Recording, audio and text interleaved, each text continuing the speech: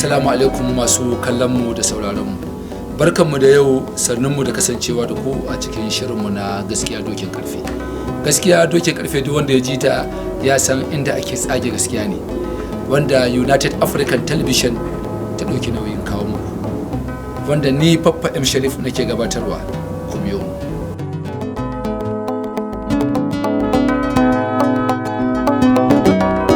Barkanmu da dawowa a cikin shirinmu na gaskiya dokin karfe.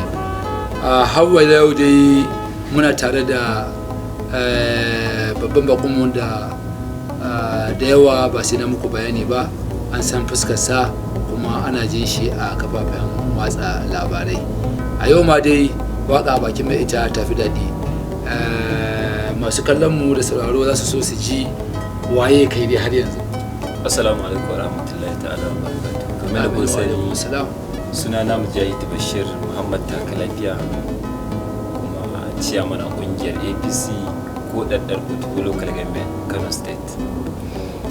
Malam Mujahid Takalafiya, yau dai za mu tattauna da kai a bangaren siyasa, kuma wannan bangaren siyasa za mu tattauna da kai dai ka san mu ba mu da gida, ba mu da site, magana muke a wannan fili kawai na me aka yi, me ka gani kuma na gaskiya kuma na ci gaban al'umma. Dan siyasa ne kai, kana da kungiya wanda kuma kungiyar nan tana dauke da mutane rututu. Da mun san ka a Major Hulla, to yanzu ya aka yi aka haihu a Ragaya muka ji ka a waɗansu wajaje kana da babatu. To abinda zan iya faɗa wannan guda ɗaya ne zuwa guda biyu a jam'iyyar Kwankwasiya, a jam'iyyar NNPP, kamar yadda ka sani duniya ta sani, kuma ta shaidan mun ba da gudunmawa da kuma sarari a kan wannan tafiya. Sannan kuma dukkan wani spotin da ake ba jam'iyya mun bayar, mun fito mun yi da jikinmu, mun fito mun yi da ajiyunmu, mun fito mun yi da zuciyarmu ma an tana yi. Sai na ɗaya daga cikin abubuwan da muka walta jam'iyyar, kuma bacin an kai gaci sai kuma aka yi bursu da mu. Sannan kuma da akwai wasu alƙawarruka da aka yi ta ci gaba za a yi to har yanzu ba ka ƙarshen shi ba, shi samun kuma maka ƙarshen su. Ma Bashir Takalafiya, karkace na da tsika, alƙawarruka kana ganin shi mai girma gwamna dole saboda ayyukan jama'a da suka riske shi yake ta fama, duk da dai ba zaɓe ne ya zo ba kuma ya gama tenuwarsa ba ne, kusan ma ana ciki. A tuwa dama ai ake cewa daga kusa ake ganin zurfin ruwa. Gaskiya ne. Daga kusa ake ganin zurfin ruwa. Da lokacin da muka ba da dukkan wani sportin da kuma gudunmawa a cikin wannan kungiya da kuma da matasan rututu, kamar ni kaga karamar hukumar ba da nake, sannan kuma kungiya ta ba iya gwal take fiyarin ko local government take fiyarin. Gaskiya. Kuma duk wani irin sportin a jihar Kano mun bayar. Da fada tafiyar Abu Kabir Yusuf. Gaskiya da muka yi ta cikin mu da aljihu da komai kamar yadda nake faɗa. Kuma har yau gobe ba mu ake bi bashi ba, mu muke bi bashi. To kamar yadda ka faɗa ka ce gwamnati ana ta yi shekara biyu. Da Allah ka cire son zuciya a matsayin ka dan jarida, sannan kuma ni ma an cire son zuciya mu dawo hanyar kwaya daya. Duk wannan abin da ake ce matashi ake, dan matashi ake, mu muka kawo wannan gwamnati. Wani abu aka yi na yunkuri wanda aka yi matashi a jihar Kano? To yanzu misali kaman ya danganta, wasu zaka je suna yabo, wasu kuma suna fallasa. To ai kamar yadda na ƙara gaya maka ne, inda an yi kai ma sakon zai zo kunnan ka. Sannan kuma wannan al'ummar jihar Kano, inda ce kamar yadda aka ɗauko gwamnatin ta Kwankwasiya aka ce dan matasa ake yi, dan matasa ake to magani a ƙasa, ba a yi dan matasa ba, an wufantar da matasa a wannan tsari. Sannan kuma wannan tsari mun fahimci tsari ne wanda daga su sai 'ya'yansu, daga su sai 'yan uwansu, daga su sai 'yan uwan matansu. Shi yasa har muka datse wannan tafiya ta muka nema wa al'umma mu ta muka kai su inda ya dace. Ni kamar yadda ka tambaye, na ga hanyoyi da fitilu, kuma da waɗansu 'yan lunguna an ɗan sassa siminti da kwalta, wanda ni na gani wa idona kamar yadda ka tambaye ni.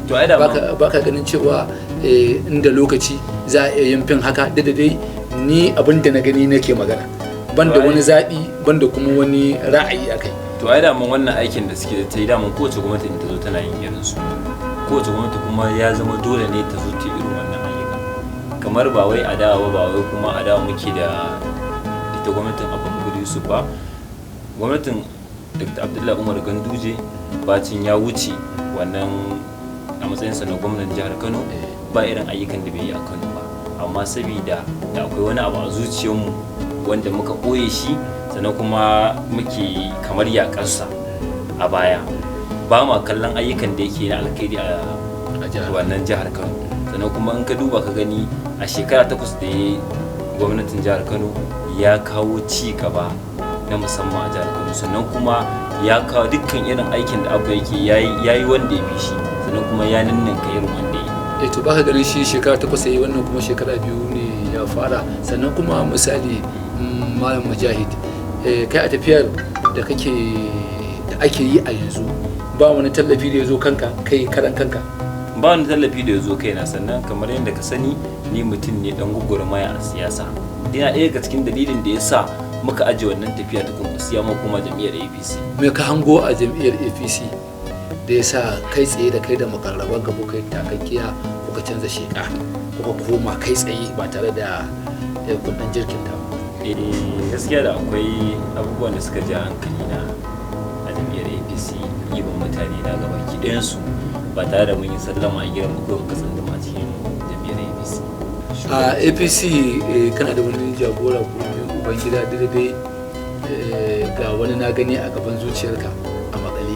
To dama ai al'ummar APC, shugabannin jam'iyyar APC mutane ne wanda su san darajar dan adam, sannan kuma mutane ne wanda suke kokarin idan sun yi ma alƙawari suna kokarin su ga sun cika ma alƙawari. Yana cikin dabi'un da ya sa muka yi balaguro daga waccan jam'iyya muka koma jam'iyyar APC, duba da irin yanayin alƙawarurrukan da suke cikawa magoya bayan su, kuma daidai gwargwado suna biyan musu, sannan kuma suna jin kukansu, suna jin koken al'ummarsu. Sannan kuma dan dadawa kamar mai girma sanata Barau Jibrin Maliya daga jam'iyyar ya fito, daga jam'iyyar APC ya fito, kuma daga jam'iyyar APC yake, duba da irin abubuwan da yake yi wa al'ummar jihar Kano da ma Najeriya baki daya.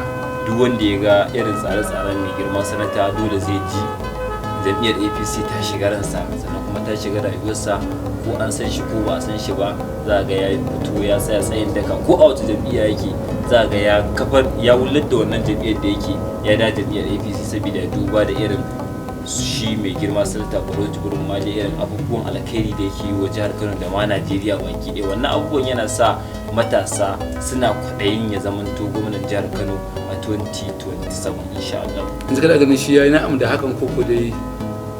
To ni abin da yake ƙara bani mamaki da wannan tsari na mai girma sanata Barau Jibrin Maliya, yana yin abubuwa wanda ko gwamna ma ba zai yi shi ba. Ka duba ka ga jiya ba abin da ya yi infami, duk wani shugaba da yake local government ko local government sai dai ba shi mota, giredin mota wadda baka tunani. Shi alkhairi shi yake ƙara sa ka bi shugaba. Sannan kuma ka duba ga duk wani kamsila da yake jihar Kano sai dai gunguje shi da dallilan mashin a jiya kenan ran Lahadi. Yanzu wannan zance da kake faɗi ka gani ka tabbatar a gaban ka?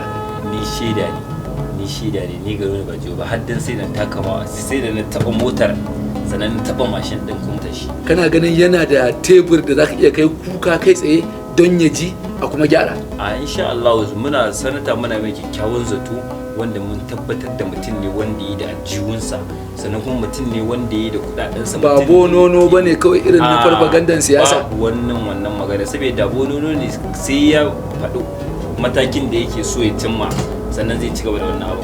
Wanda sanata al'ummar jihar Kano suke ta kokensu da ya zo ya tsame su daga cikin wannan yanayi da al'ummar jihar Kano suka tsinci kansu a cikin jihar Kano, kamar yadda ake wannan mulki na kama karya.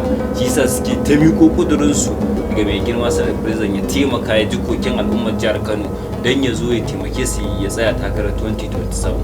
Kuma kana ganin zai kai ga gaci kamar? Insha Allah. To wane sako za ka iya baya masu kallon mu? Masu sauraro, kamar yadda nake ƙara jan hankalinku musamman ma matasa, ku tsaya ku zaɓi cancanci wanda ya cancanta, sannan kuma kan mu zaɓen jam'iyya mu duba mu ga wanda ya cancanta shine mafi ala wanda za mu bi a siyasa.